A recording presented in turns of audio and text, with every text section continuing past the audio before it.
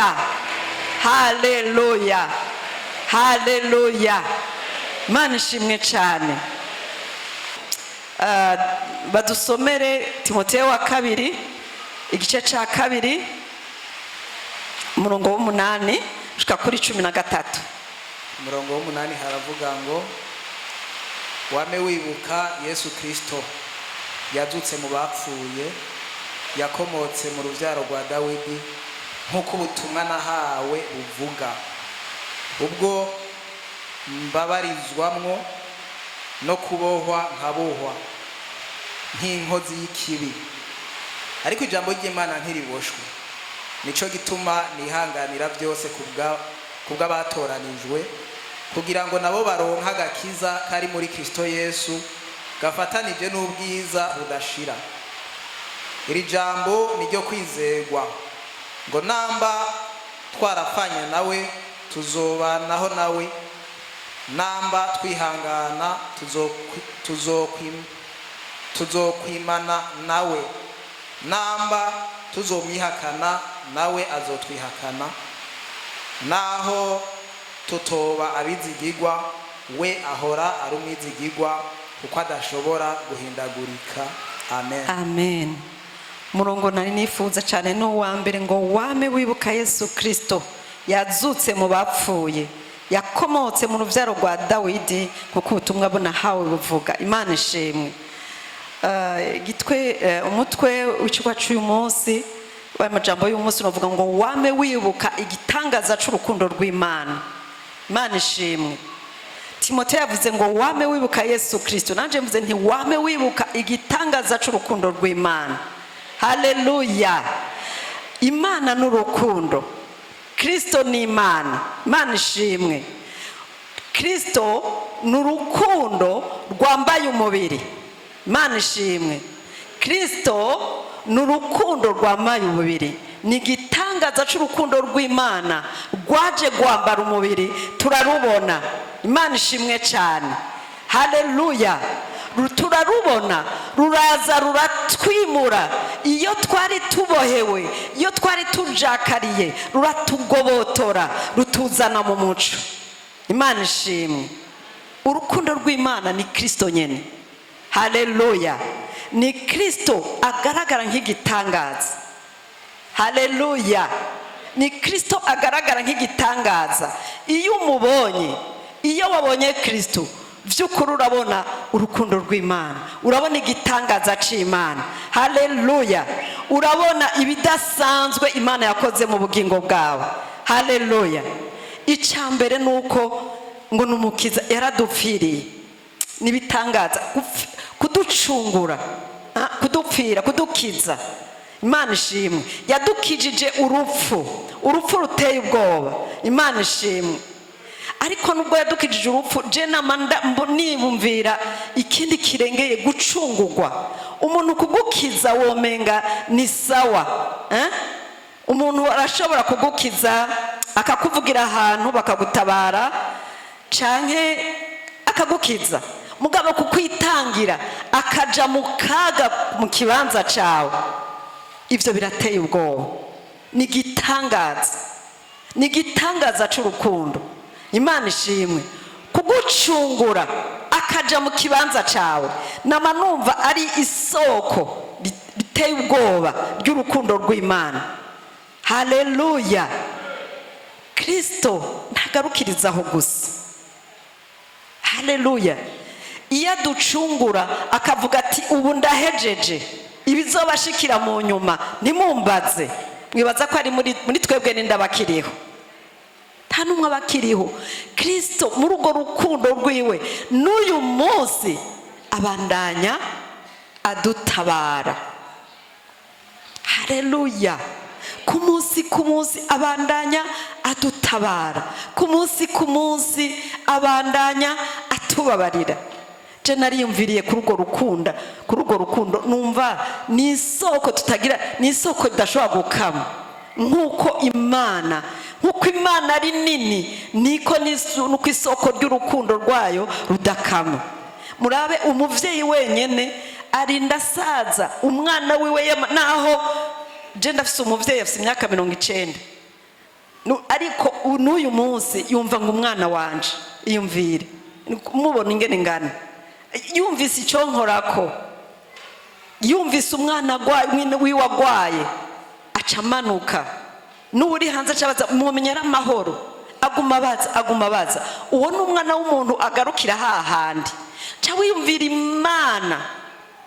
Imana ntituzi n'ingene ingana, nta nubwo tuzoyimenya, naho tuzoja iwacu kwa data ntituzoshobora kumenya ingene ingana. Imana ihabwe icubahiro. Ni nkuko wobwira uruyoya ngo rumenye ubutunzi bwa se canke bwa nyina, ntibikunda, nta bwenge bukwiriye kumenya ivyo bintu. Uko niko nabonye isoko ry'Imana idakama. Imana ishimwe. None iyo umaze gutahira ico kintu, jewe ndabitahuye numvise nti nukuri birakwiriye ko twifatanya na Paulo tukavuga tuti name nibuka Yesu Kristo yapfuye akazuka. Imana ishimwe. Umuntu yapfuye baramwibagira, ariko umuntu ari muzima mu bana umwibagira gute? Ntibikunda. Haleluya.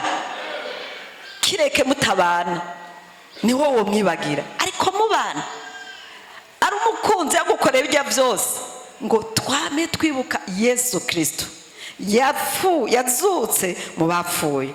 Nitumwibuka yapfuye, tumwibuka yazutse ni muzima. Imana ishimwe cyane. Ibibazo abantu tugira turibagira, turafatirwa n'utuntu twinshi, turasamaza n'utuntu twinshi. Imana ishimwe. Hariho ukuntu umwansi akora akadusamaza, ugasanga bya bindi twa dukwiye kugumiza kwa maso twavyibagiye. Haleluya. Je ndibuka ikindi gihe nagiye mu Buganda, twatujanye na mwene data umwe yitwa Fabrine, hariho abamunzi, tugenda ku musozi w'Imana. Hanyuma turamarayo imisi twateza kumarayo. Hari undi mwene data nyene uwo ngaha yitwa Gode, we yari yagiye kurangura mu Buganda. Ndavuga nti nzokwiha après-midi ya nyuma ngende gusuma. Turavugana n'uyo kugira ze duhure nje gusuma. Turahura, hari hasigaye nk'amasahane. Arambwira ati twahurira ahantu hari abantu benshi sishobora kubabwira ingene bangana. Imana ishimwe. Arambwira ati urambona, unkurikire ntunkure kwijisho. Ndavuga nawe urinda kubimbwira, ndakuze ndagukurikira, niwa nkura kwijisho uratakara. Timvira ingene nkuze notakara. Ndamukurikira, turagenda.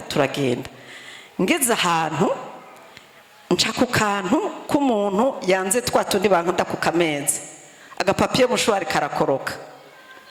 Bazi twararezwe, sinaca ndengana. Ndunama, subira inyuma intambwe imwe, ndunama ndagatora ndagashira ku meza, ja kubandanya.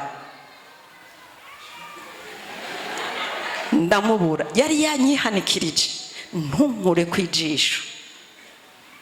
Ndavuga niba byose rikaja hariya, ndiruka, isaha imwe irahera, amasaha abiri arahera, nta telefone yiwe nari mfise. Ico nakoze, amasaha abiri aheze, nibutse ubwenge, reka ndondera i Bujumbura uwo mbwira telefone yiwe. Umva, nari mfise amasaha 4, 2 yapfuyemo. Je sinimvura ko ari ko yarafise 4 canke 3. 2 baravuyemo i Bujumbura, na burya bazorondera umuntu amiyo telefone. Iminota 30 iraheze, twahuye dusigaranye iminota 30 kugira ngo bwire. Yanyihanikirije sindamukure kwijisho. Hanyuma acarambwira turabona ahandi, urabona iriya nzu yanditse ko ibi nte. Mpagaze harya zitumbere ni usanga. Hanyuma bona guhura nawe iminota 30 ntaco none ngikora, natashe atakintu usumye. Imana ishimwe. Uko niko Imana itubwira iti ngumiza ko ijisho.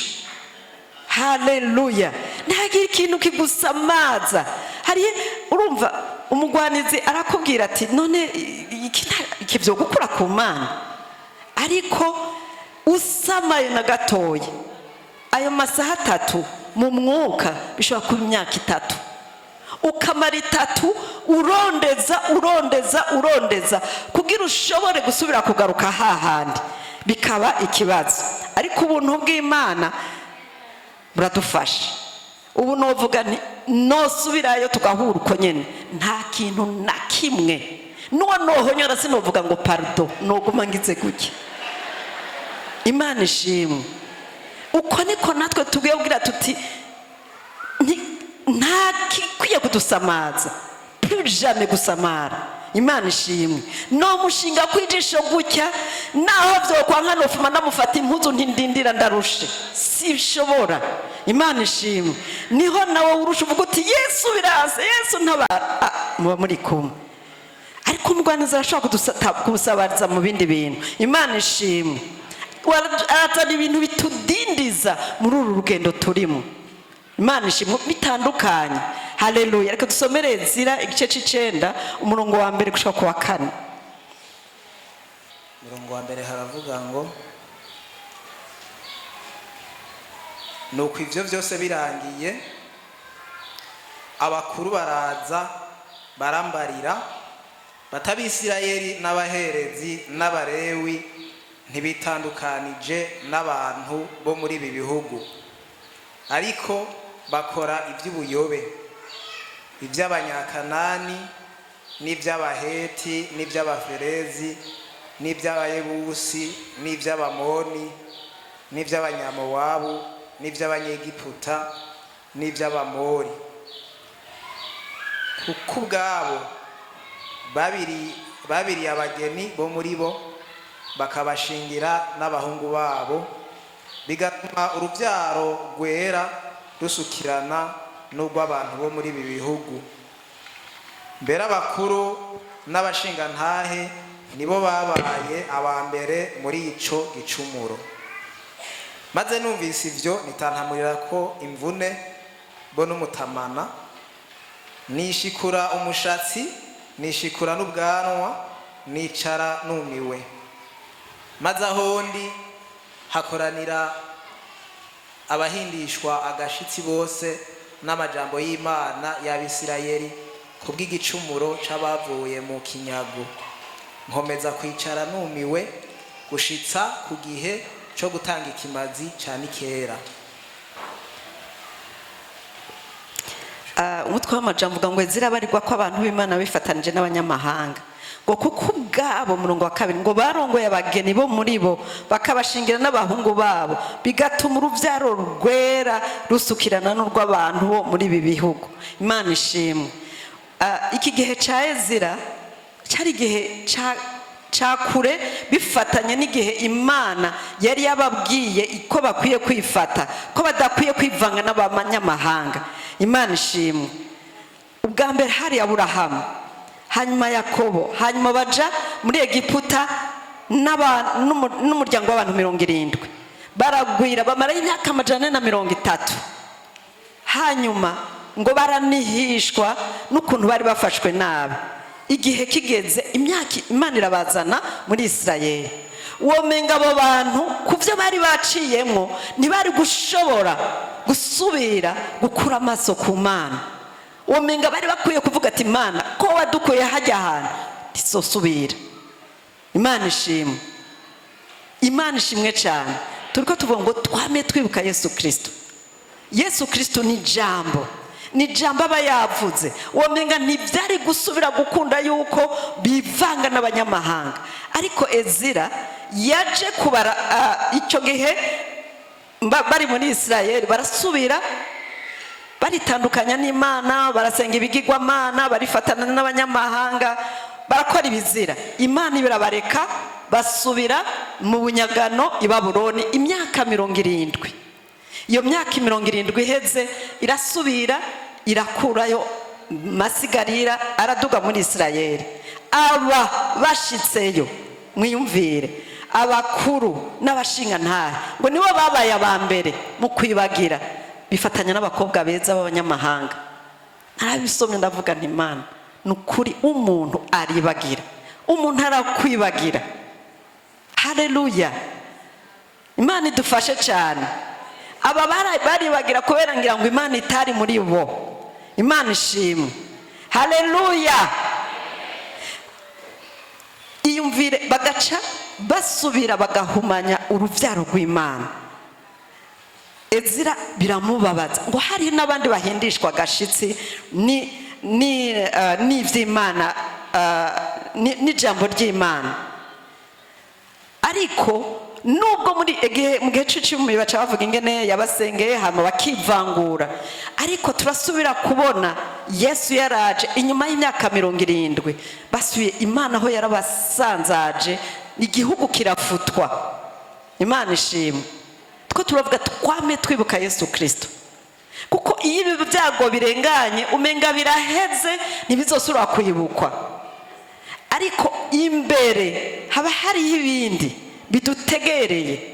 Wiyumviriye rero ingene muri Egiputa bamerewe nabi, i Babuloni bakamererwa nabi, aho Imana ikabasambura. Ntari kwiyumvira ko Imana izobagarukira. Imana navuze nti Imana isoko ry'urukundo rwayo ntirikama, kuko yamigira imbabazi. Inyuma y'imyaka irenga 1890 irasubira ikora igihugu. Ubu Isirayeli nihiri. Haleluya. Isoko ry'urukundo rw'Imana n'igitangaza. Umugambi Imana igufiseko wowe mwana w'umuntu urengeye ubwenge bw'umuntu, ntitushobora kubitahura. Imana ishimwe. Womenga Isirayeli n'agahugu gatoya ingakangana n'Uburundi, ariko uravye ikarata y'Uburundi ku isi ubona kangana gute, muga yaranse kugaheba. Imana ishimwe. Tuvuze Isirayeli, wumve nawe kuri uruvyaro rw'Imana ngo bifatiye muri Aburahamu ngo kwizera, ngo turi uruvyaro rw'Imana ngo kuko twizera, nawe nishobora kuguheba. Imana ishimwe. Ariko ubu munsi rikirakubwira ngo reka kunyibagira. Haleluya. Reka kunyibagira. Ntukigere wibagira igitangaza c'urukundo rwawe camanutse, wewe ukaba uri icamwa c'urukundo rw'Imana. Haleluya.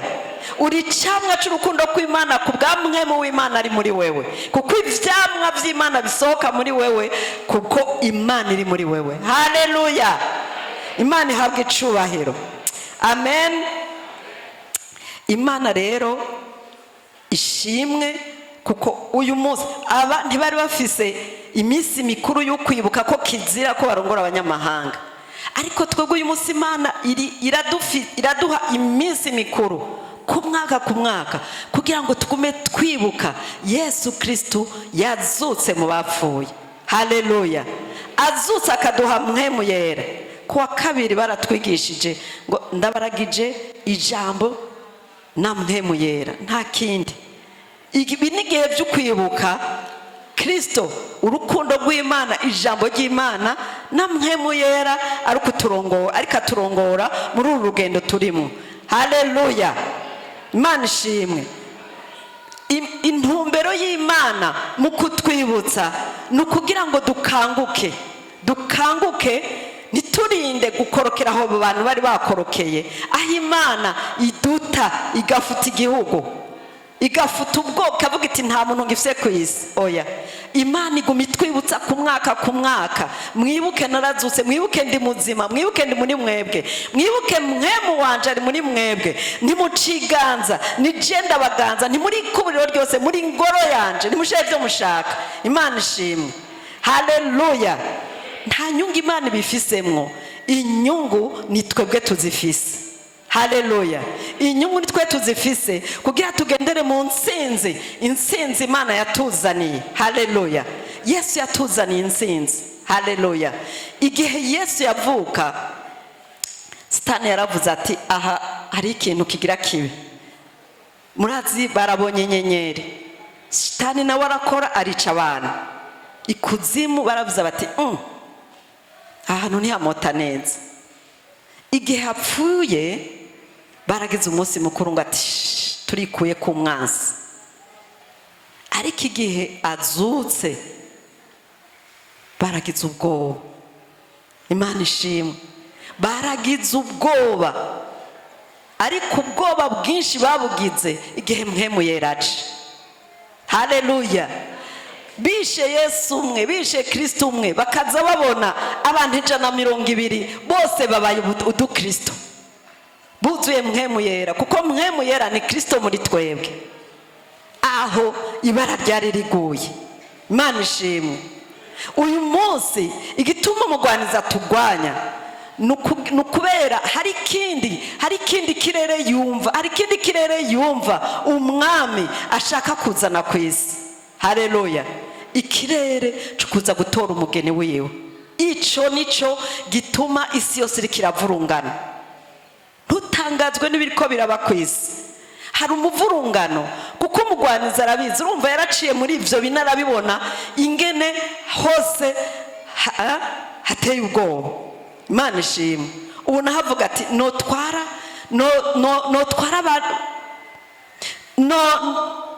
notwara benshi ngira ngo kuko ngo hari igitigiri kizokwinjira mu ijuru. Noba ndatevye ico gitigiri ko gishika ngira noba ndica benshi. Ariko dufise Imana kandi umugambi w'Imana nta kintu na kimwe gishobora kuwuhagarika. Umugambi w'Imana kuri wowe nta na kimwe gishobora kuwuhagarika kiretse wewe. Imana ishimwe. Haleluya. Ico nico cotuma muri iyi minsi, muri ibi bihe wumva hirya no hino hari ibintu bidahumuriza, wewe ugumiza amaso ku Mana kugira ngo ntutakare kumwe natakara. Imana ishimwe. Hari amasezerano menshi Imana yaduhaye, ariko irya mbere ni irya twibuka umunsi wamwemereye cari gitangaza. Ariko umunsi uzoja mu ijuru ngo Yesu nzomubona ndugane nawe, ngo ningera mu ijuru tuzohoberana. Haleluya. Aho ni hadashaka. Masezerano dufise kudusomere Petero wa mbere igice ca 2 umurongo w'9.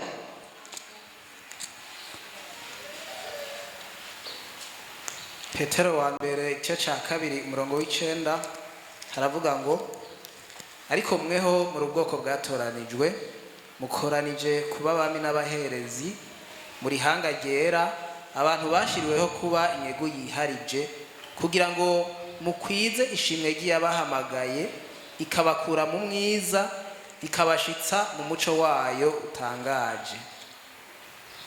Kera nta bantu mwarimwo, ariko noneho muri abantu b'Imana. Kera ntimwari bwagirirwa imbabazi, ariko noneho mwarazigiriwe. Amen. Mana ishimwe. Ico shaka kuvuga ngaha sico yatugize cyane cyane, nico yakoze gituma uvuga uti kirazira ko iki kintu ndagitakaza. Haleluya. Nico yakoze kizira uti kirazira ko iki kintu ndagitakaza. Ngo yadukuye mu mwiza ngo ituzana mu muco, ngo nta n'abantu twarimo, ariko uyu munsi uri umuntu. Iyumvire umuntu atazi Imana vrema.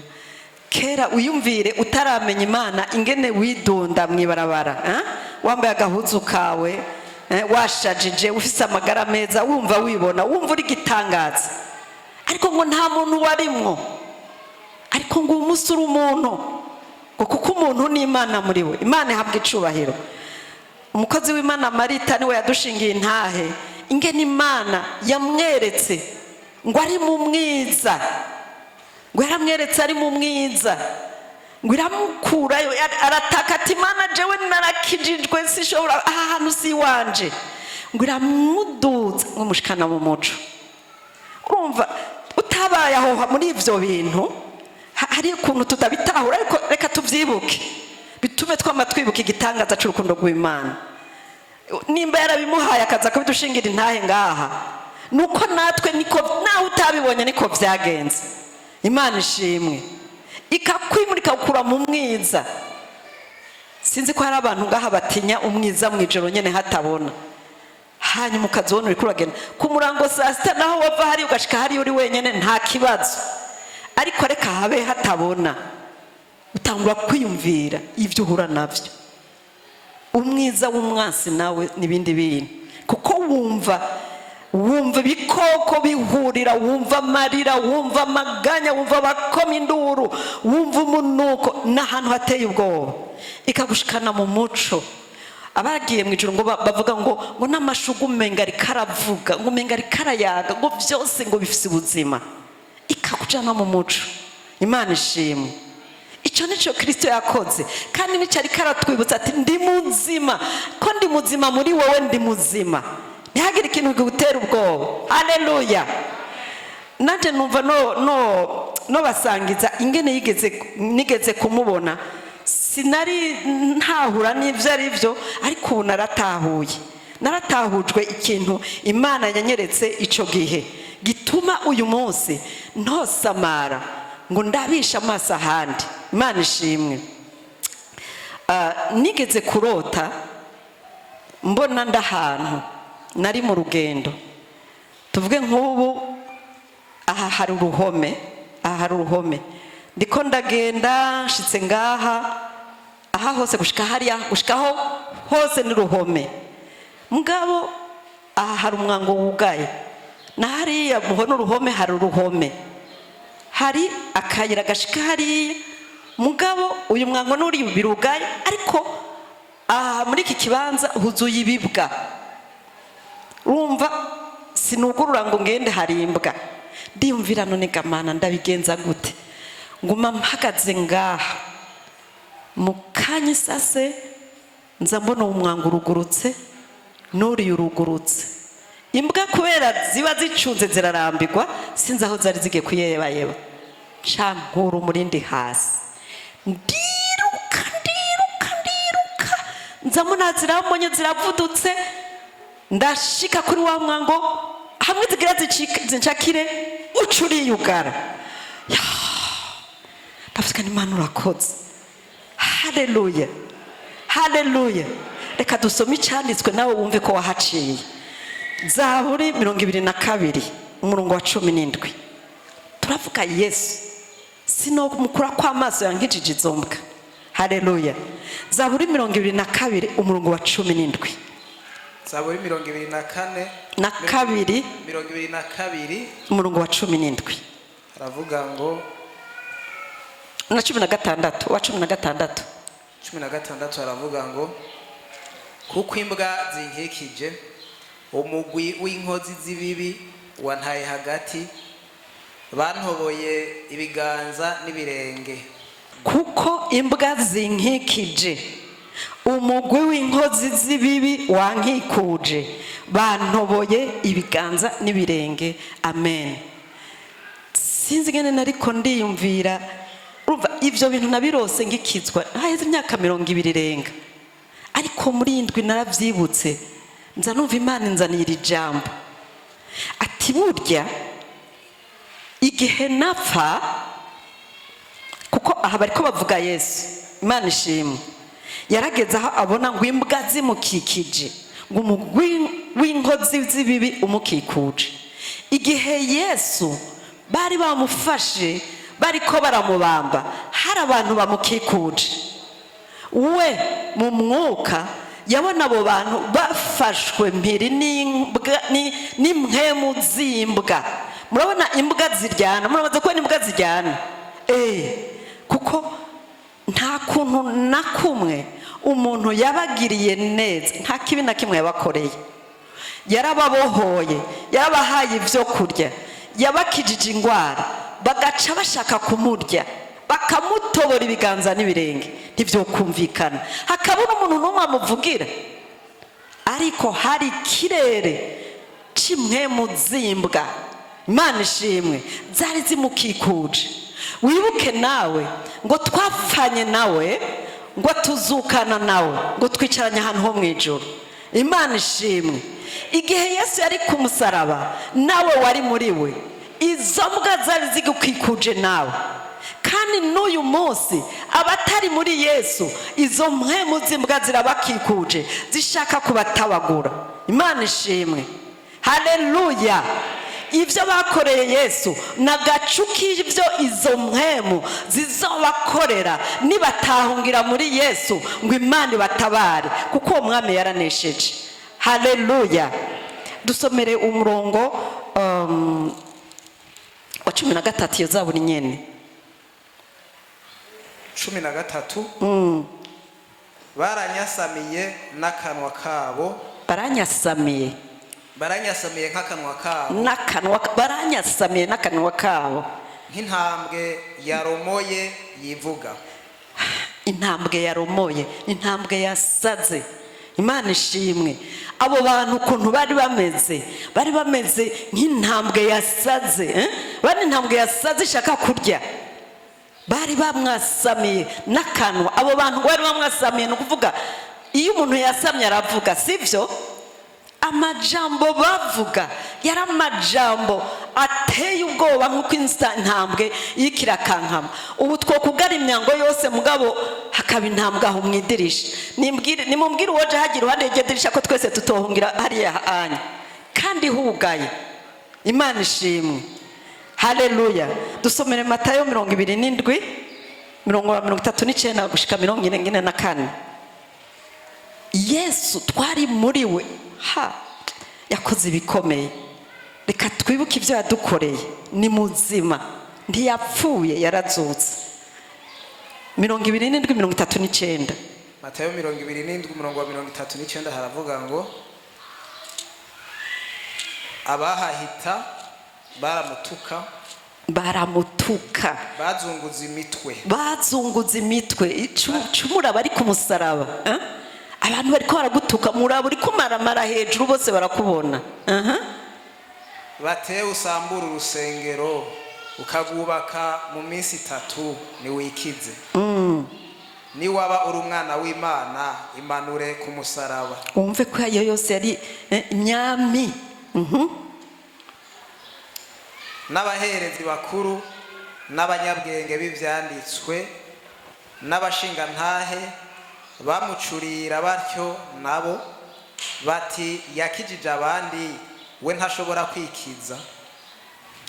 N'umwami w'Abisirayeli niyimanure ku musaraba ubunyene duheze tumwizere. Yizigiye Imana nimukize ubunyene niyaba imubabaye, kuko yigira ngo ndi umwana w'Imana. Amen. Mana ishimwe. Murumva abashinga ntahe n'abanyabwenge n'abaherezi nibo bakora ivyo. Sinzi ko uraja mu isoko ukabona igisuma bafashe, uraha akubita ikirato, uraha akubita inkoni, uraha muvuma mate, ikintu cyose ubikimaramare. Imana ishimwe, ubikimaramare. Sinzi ko hari urabibona mu isoko. Murabe rero Yesu ari ku musaraba, uraha wese, uri harya wese bamuvuma mate ngo bameze nk'intambwe iromoye. Ariko inkuru nziza, wowe wakiriye Yesu nk'umwami n'umukiza, zoba imbwa zoba intambwe yarazidukijije. Haleluya, haleluya. Ivyo yarabigukijije kuko wa musi ku musaraba. Ahamwe nakubwirana ariko ndiruka ni wa musi wamwemerera. Haleluya. Kuko Yesu ngo ni inzira. Ngeze hirya nabonye inzira ibandanya. Yesu ni inzira, nubu ndacabandanya. Nizera ko nkiri muri Yesu, ndi muri inzira muri Yesu. Haleluya. Nubu nawe uracabandanya, nubu nawe waramusize. Zambwa zantambwe amajambo ntacakubwira, ntaco byari bikwiye kudutwara yuko amajambo y'uburyo ubwari bwo bwose agira icakubwira. Imana ishimwe kuko uri mu nzira ija mu ijuru. Imana ihabwe icubahiro. Haleluya. Ariko birababaje ko umuntu atahura ico kintu, aho Imana yamukuye mu mbwa no mu ntambwe, ariko akabivamwo agasubira inyuma. Imana ishimwe. Udusomere Petero wa mbere, Petero wa kabiri igice ca 2 umurongo wa 20 gushika kuri 22. Petero wa kabiri igice ca 2 umurongo wa 20 nakanga 20 gushika kuri 22. 20 haravuga ngo namba kumenya neza Yesu Kristo umwami wacu n'umukiza kwarabateye kudohoka bakava mu vy'isi bihumanya. Baramumenye bakava mu vy'isi bihumanya bagafata yanzira, maze bakongera kuvyizingiramwo bikabanesha, byo hanyuma vyabo birusha ivya mbere kuba bibi. Icobaye ciza kuri bo yaba batigeze kumenya inzira yo kugorora, yaba batigeze kuyimenya n'ukuri hako basubira inyuma, hako basubira inyuma bamaze kuyimenya bagata icagezwe cera bahawe. Byabashitse ko nivyo uyu mugani w'ukuri ngo imbwa yasubiye kuvyidashwe kandi ngo ingurube yuhagiwe isubiye kwivurunga mu vyondo. Imana idufashe cyane ngo uyu mugani w'ukuri ngo uvuga ngo imbwa isubiye kuvyidashwe ngo ingurube isubiye kwivurunga mu vyondo. Imana idufashe, haleluya. Ntitugasubire inyuma, ntugasubire mu rugabano rw'imbwa, muri parcelle, mu gice gitwagwa n'imbwa. Imana ishimwe. Ntitugasubire inyuma, ntakiri ikintu kidusura kutwizinga ko cisi. Twamiza amaso ku gitangaza c'urukundo rw'Imana. Imana ihabwe icubahiro, haleluya. Nimba Imana ari nzima muri wewe, ntivyari bikwiriye ko hari ikintu na kimwe mu bugingo bwawe co gusumbira Imana gushika usubira inyuma tugasubira kwivurunga, haleluya. Imana ishimwe. Kandi ivyo ntuzobishobora kiretse uboshwe n'ijambo ry'Imana. Muri Yosuwa igice ca 1:8 n'uw'icenda yavuze ngo ivyanditse muri iki gitabo ngo wamubirimbura ku murango no mwijoro ngo kugira ngo ivyawe bize bigene neza, ngo uzugira amahigwe. Ivy'agakiza kawe ntibizoshobora kugira amahigwe utamubirimbura ku murango no mwijoro. Ugasamara gatonya nukuri vyusamaza biriho, ntuzoshobora kugira amahigwe mu rugendo rw'agakiza, haleluya. Hari ibikoko hirya no hino biturindiriye kugira bidutabure. Imana ishimwe. Iyo yari indoto ya mbere yarasuye kumpa n'iyindi, nanyene ndabibabwira kuko bihuye n'amajambo numvise nkoze ku mutima. Imana ishimwe. Nagize natumiwe ahantu ku kirimba mbona baratwicaritse baratuzimana mu gasahani two kurya dukeye. Ndavuga nti nukuri tutuntu ntituhaza kandi ndashonje, nta tudashobora kumpaza. Twari utuntu simbona ingene no tuvuga, tumeze nk'umuceri ariko atari umuceri, dufise utunze dutete duto. Ndadufungura nza numva ndahaza, naratangaye. Reka dusomere ivyahishuriwe Yohana 2:17. Ivyo mvuga nubwo ushobora kuba utabibonye, nawe yarabiguhaye, haleluya. Nawe yarabiguhaye. Yohana igice ca 2, ivyahishuriwe Yohana igice ca 2:17 haravuga ngo uri n'ugutwi niyumve ico mpwemu abwira amashengero. Unesha nzomuha kuri manu yanyegejwe, kandi nzomuha ibuye ryera. Kuri iryo buye handitswe ko izina risha, nta muntu arizi atari uzorihabwa. Amen. Uri n'ugutwi niyumva ivyo mpwemu abwira amashengero. Unesha nzomuha kuri manu yanyegejwe. Imana ishimwe. Mu nyuma niho natahuye Imana yaduhaye manu. Imana ishimwe. Abisirayeli bari mu rugendo, Imana yarabahaye manu, baravuga ati ico niki. Nanje uge nabaje mbe ibi bintu amaye nibiki kandi ko munariduke niki. Yabahaye ivyo kurya bibafasha mu rugendo. Muri urwo rugendo ntibasonza byo kurya byari bibakwiye. Nuwagira vyinshi yasanga ari urugezi Imana yababwiye, kandi ngo ntibagwara. Imana ishimwe.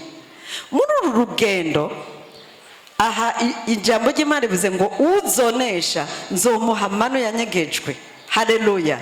Yabwiye ishengero ry'Iperugamo ngo ryari ishengero ngo ahantu hari intebe ya Shetani. Intebe ya Shetani ngo aho ngo biciye n'umugorotsi Antipa ngo mwishengero.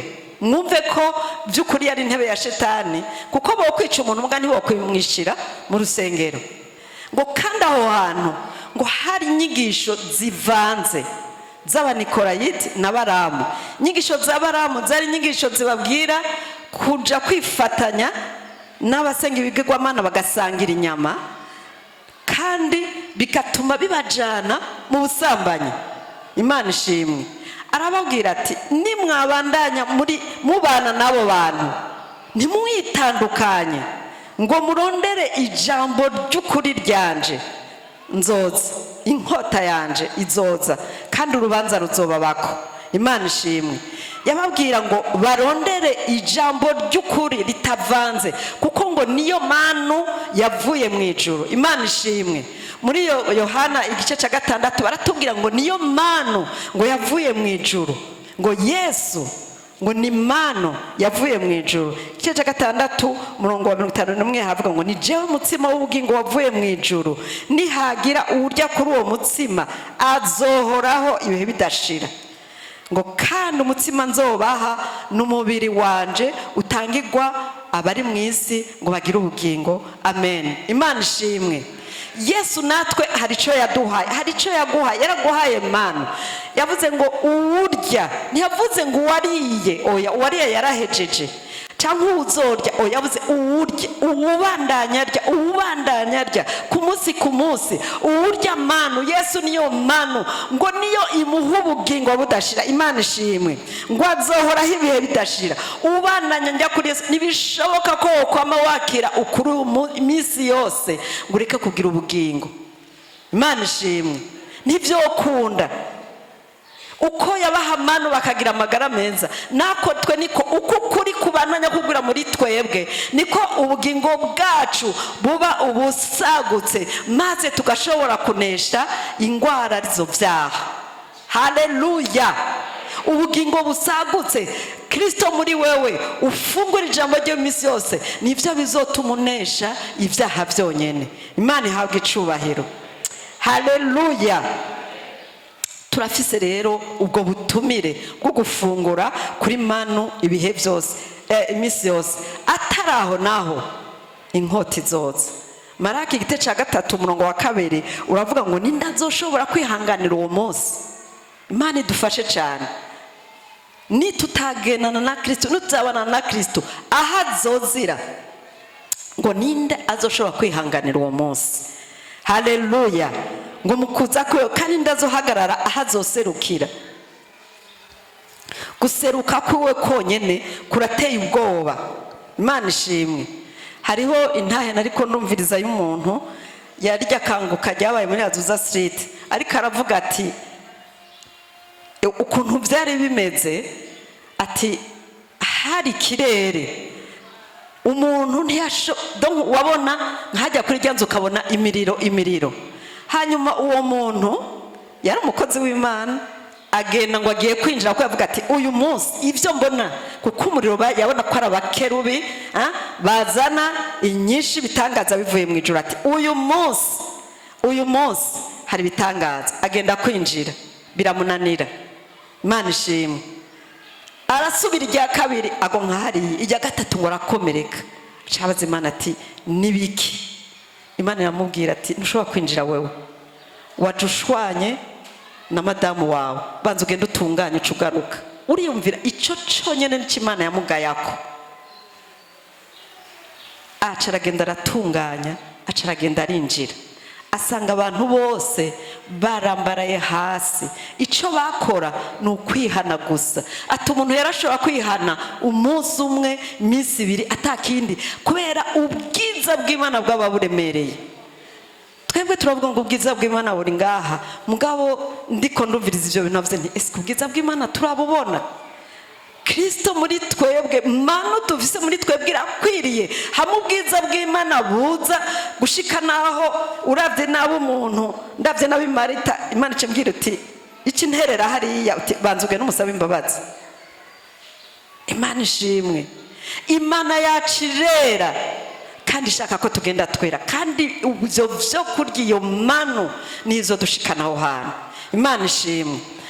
Aha kuri umurongo nyine wa 10 ngovuga ngunesha nzomuha kuri manu, ngo yanyegejwe kandi nzomuha iwegera. Muri iyo ndoto nyene nabonye anyambitse impeta, abantu bo mu bihe bya none bambitswe impeta za fiyansaye, aha hari kwiki, haba hari hakabuye. Imana ishimwe, ivuze ngo unesha nzomuha ibuye ryera, ngo kandi iryo buye ryanditswe ko izina rishasha nta muntu arizi atari uzorihabwa. Iki kigereranyo Yohana yatanze, kiriya gihe haraba amahiganwa, hanyuma utsinze bamuha akabuye kanditse ku izina. Ntibatanga impera aho nyene, bagira banke yindi, baruganiza urubanza ahandi, bakabwira mu bundi buryo, bakabatumira, kandi abinjirayo baba arabatsinze gusa. Abinjira baba batsinze bafite iryo buye. Imana ishimwe, haleluya. Natwe dusomere ibyashuriwe Yohana 19 umurongo w'indwi n'uw'icenda. Ibyashuriwe Yohana 19 ku murongo w'indwi aravuga ngo tunezerwe duhimbagwe tuyihe icyubahiro kuko ubukwe bwa wa mwagazi w'intama bushitse, umugeni wiwe ariteguye. Umugeni we ariteguye, kandi yahawe kwambara impuzu zera nziza zikayangana zitanduye. Izo mpuzu zera nziza nizo bikorwa byo kugororoka by'abera. Amen. Amen. Bandanya umurongo w'icenda. Umumarayika arambarira atandika uti hahigwa abatorewe gutaha ubukwe bwa wa mwagazi. Kandi arambarira atayo n'amajambo y'ukuri y'Imana. Ayo n'amajambo y'ukuri y'Imana. Imana ishimwe, haleluya. Murumva ko narose yampaye akabuye nanje, ngo kandi ako kabuye kari kwizina nta wundi arimenya. Iyo ni tike yuko uzokwinjira mu bukwe bwa wa mwagazi. Imana ishimwe. Abazinjirayo sabavuga mu ndimi kumwe twamye tubivuga, sabavuga butumwa, saba pastori, saba evangeliste, saba apotre, oya, n'abafise iryo buye, n'abagenda bejejwe. Haleluya. N'abagenda bejejwe, urugendo rwabo bakarugenda bejejwe, bakajana na Yesu, na mpemu yarakabarongora. Ngo kuko Abanyefeso 5:27 bavuga ngo azoza gutora ishengero ritagira amarabaga. Imana ishimwe, haleluya. Imana ishimwe, ngo tunezerwe duhimbagwe.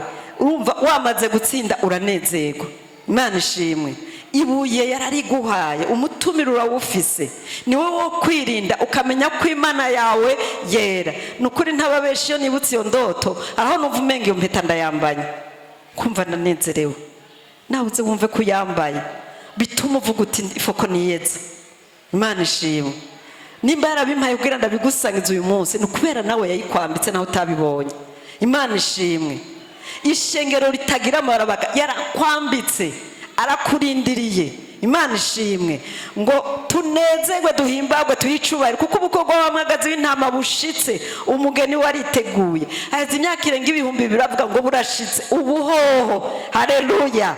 Imana ishimwe, ngo kandi wahaye kwambara impuzu zera zikayangana. Izo mpuzu zera nziza ni ibikorwa byo kugoroka by'abera.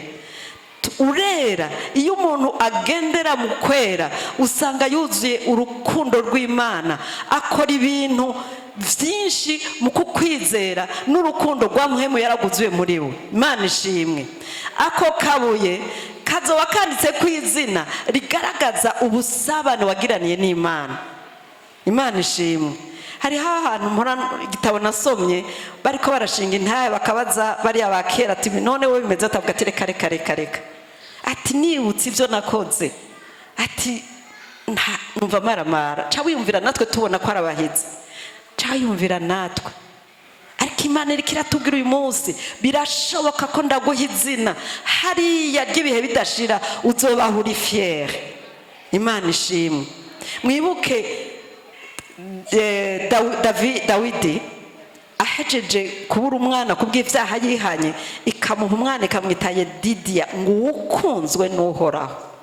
Kandi by'ukuri yabaye ukunzwe n'uhoraho, ko yabaye mu gihe c'amahoro, amuha ivyo yasavye vyose, ubwenge, ubutunzi n'icubahiro. Imana ishimwe.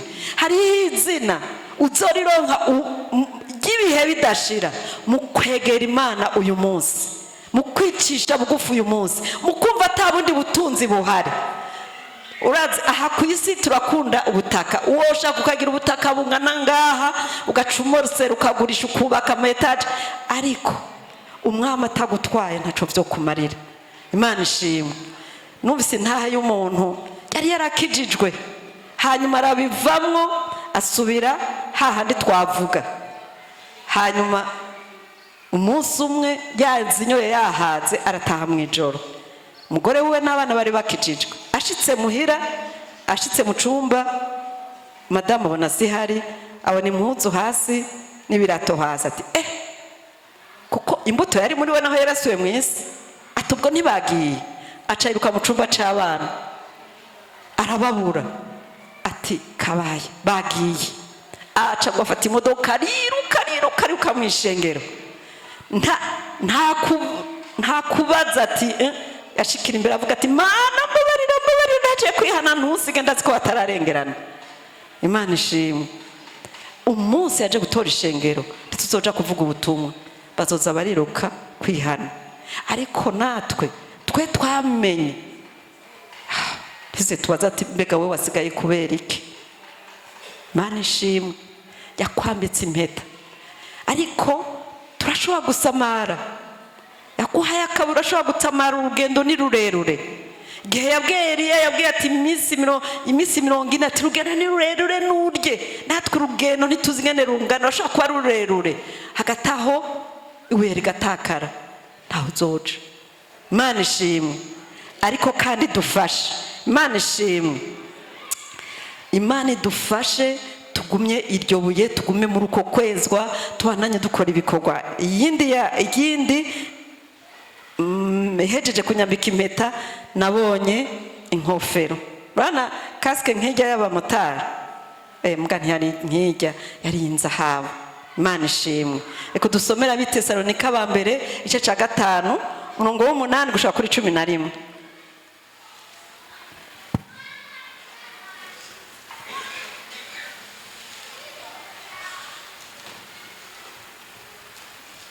Abitesalonika ba mbere igice ca 5 umurongo w'8 gushika kuri 11. Igice ca 5 umurongo w'8 haravuga ngo, ariko tweho ko turaba umurango, twirinde ibiboreza, twambaye icuma gikingira igikiriza c'ukwizera n'urukundo, kandi twambaye nk'inkofero ukwizigira agakiza.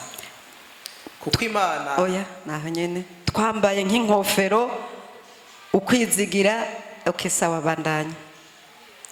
Cenda haravuga ngo, kuko Imana itadushiriyeho kuturakira, ariko yadushiriyeho guheshwa agakiza n'umwami wacu Yesu Kristo. Yadushiriyeho guhezwa agakiza, niwe yadupfiriye kugira ngo tubaneho nawe, ariyo turi maso canke dusinziriye. Amen. Nuko muhanurane, mukomezanye nk'uko mubikora nyene. Amen. Imana ishimwe cyane. Ngo ariko tweho ngo turaba umurango, twirinde ibiboreza, twambaye icuma gikingira igikiriza c'ukwizera n'urukundo, kandi twambaye nk'inkofero ukwizigira agakiza. Iyi nkofero yampaye ni ukwizigira agakiza. Agakiza twarakaronse, ariko agakiza gashitse uzokaronka washitse mw'ijuru.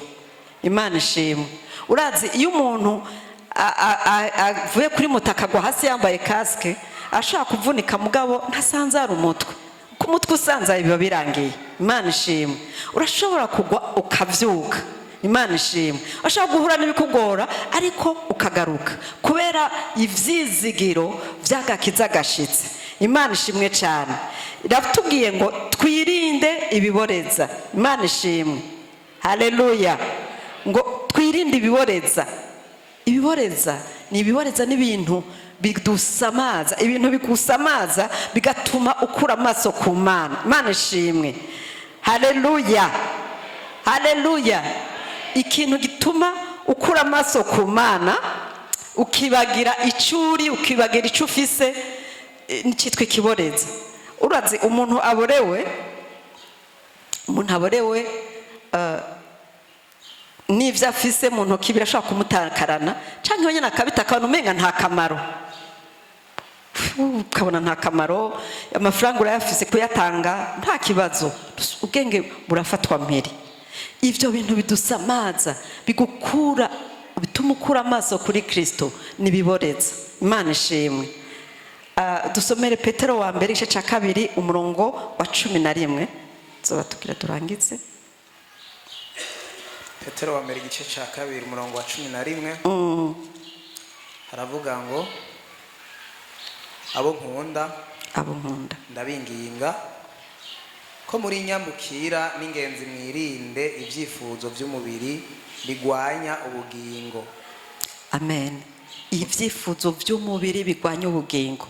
Ivyifuzo vy'umubiri biratuma umuntu asamara. Ivyo nivyo bigwanya ubugingo. Muri kiriya gisomwa twatanguye bavuga ngo wame wibuka ngo Yesu Kristo ngo yazutse, ngo yafutse mu ruvyaro rwa Dawidi. Imana ishimwe. Dawidi siwe wa mbere, siwe sekuruza wabizera, ni Aburahamu. Muga Dawidi ni umwami wa mbere kuko nawe uri umwami. Ni umwami wa mbere yaje mu bugombe bw'Imana. Imana ishimwe. Ni umwami yagwanye intambara nyinshi cyane arazinesha. Ariko hariho ikintu camukubise hasi, ivyifuzo vy'umubiri. Imana ishimwe. Dawidi mu murabe ari umwana muto yagwanye umwana yatawe bakarungika mu nyishamba kuragira, akagwana n'amadubu, akagwana n'intambwe. Umwana atakwiza imyaka 15 16 ngirase nka 13. Mu bisanzwe yategerezwa kugira umururazi muri we, yategerezwa kugira ishari ku bwa bene wabo, ariko siko byabaye. Dawidi yaragwanye intambara aranka ishari, kuko ishari ikurikirana no kwica kumwe kwa Kayini. Aranka ishavu, yari kugira ishavu se, ariko nta shavu yagize. Abanyefeso 4 ratubwira ngo ishavu ngo ni intebe icicaro ca Shetani. Abanyefeso 4 nibaza 30. Efeso 4 26 ngo niwaraka ntibakoresha icaha, izuba ntirirenge kiratse, kandi mu Shetani cicaro. Ishavu giha icicaro Shetani. Dawidi ico yahisemwo kubana n'Imana. Amazaburi menshi yanditse aratwereka ko yabanye n'Imana, yanesheje intambara nyinshi. Hajya zijya ntambwe n'amadubu yabinesheje kuko intambara zo mu mwuka yari yazinesheje. Imana ishimwe. Nawe ugwana intambara nyinshi zo mu mwuka, twavuze imbwa, twavuze intambwe, turavuze amadubu. Imana ishimwe. Yaragwanye intambara nyinshi gushikaho no mu buryo bugaragara atsinda, hanyuma imami agahimbara Imana, hanyuma akaba umwami. Amaze kuba umwami wamenga bari guca bamwemera kuko bari bamaze iminsi 40 bagwana. Abakura ku mwansi, abakura ko akagaye. Yosefu igihe yabakize icago c'inzara muri Egiputa bamugize ministre wa mbere. Moridekayi igihe batahura ko yakijije umwami bagize umushikirangaje wa mbere. Ariko Dawidi yakwiye ko gasuzugura igihugu cose, si rimwe si kabiri ni kenshi, mugabo baciye bamwangaza. Bisobanurwa ko yategezwa kugira umururazi, ariko nta mururazi yagize. Nivyo vyamuhaye kunesha. Amen. Ariko ivyifuzo vy'umubiri, umunsi umwe ngo gihe co mu rugamba, ngo abandi bagiye kugwana, ngo wigumira muhira, ngo abona umugore aramutumako, barasambana, aca yica umugabo w'uwo mugore, icaha kirabaye icaha, azanira umuvumo abana biwe. Imana ishimwe. uwanesheje ibyo byose ibyifuzo by'umubiri byaramukubise hasi. Imana ishimwe. Tugwane mu buryo bwose kugira ngo tugumye ivyizigiro byo kuzoronka agakiza gashitse. Ugwane mu buryo bwose, ugwane ivyifuzo by'umubiri. Imana ishimwe. Ni byinshi twogwana navyo, ariko ngaha nivuze kuvuga ivyifuzo by'umubiri. Mama ngaha yamarika aratubwira ngo babashwe n'ubusambanyi n'ivyifuzo by'umubiri, kandi ibyo Dawidi yabiguyemo kubera iki? Kubera ubunebwe. Igihe abami baja ku rugamba, we yigumiye muhira. Igihe ngaha nk'umwana w'Imana, nk'abakristo, nk'ishengero, Imana iradupangira igihe cy'ukuza ku rugamba. Iyo bapanze igihe c'amasengesho ni igihe c'intambara. Imana ishimwe. Kubera Imana yoyo ibibona imbere, ivyo twitangira imbere bikatugwisha. Dawidi yaja ku rugamba agataha muhira, umugabo uri ari muhira, ujya mugore ntiyari kumuhamagara ari kumwe n'umugabo wiwe. Natwe Imana iratubona ivyo tugwisha. Nukuri igihe cyose watangaje amasengesho, ubishobora uze ku rugamba kugira ushobore kunesha. Imana ihabwe icubahiro. Ibihe byo gusenga ni ibihe byo kugwana. Kandi Dawidi icamutabaye nuko yabaye umuntu yihana. Bamubwiye ivyo yarabimazemo cyabaye ikigabitanya, yamazemo umwaka atarihana. Yarapfukamye ararira arasaba imbabazi Imana, arihana. Ijambo ry'Imana tubwira ngo niwihana ngo nuwo kwizigirwa azoguharira. Ico cyose uzoba wacumuye nuwo kwizigirwa azokiguharira. Yarariza ati muri Zaburi 51 ngo ntunkure ko muhemu wawe, tutagira muhemu yera, utacumva muhemu yera, utacumva umunezero wa muhemu yera, utacumva ko akantu gatoya muhemu yakubwiye ukwiye kukagenderaho gutyo, uri mu kaga kukuneshwa. Imana ishimwe cyane. Haleluya. Imana idufashe. Nko gusozera novuga nti twame twibuka Kristo. Murumva icyo yadutumiriye. Muri we niho dufise kunesha ibikoko byose. Impemu z'ya mpemu zose zisa amashushanyo y'ibikoko. Uyibone kije kukurya, ubungire muri Kristo. Nufise kunesha ibikoko byose. Muri Kristo niho dufitiye intsinzi. Muri Kristo niho dufise ubugingo busesekaye. Imana ishimwe. Muri Kristo niho tuzoshobora gushika muri vya bigeni vy'umukwe umwagazi w'Imana. Ngo harahirwa abatumire ni babera bo mu bihe vya kera. Bajya sabageni kuko ntibakowe. Yesu ntiyari bwabapfire. Bajya n'abatumire, wewe uri umugeni. Abazopfa inyuma y'uko umugeni agenda, nabo nyene sabageni bazorindira iyindi myaka 1000 kugira ngo bashobore kubana na Kristo. Imana ishimwe. Birakwiriye yuko tugumiza amaso kuri Kristo kugira ngo tuze tuganzanye nawe. Imana ibahe umugisha. Amen.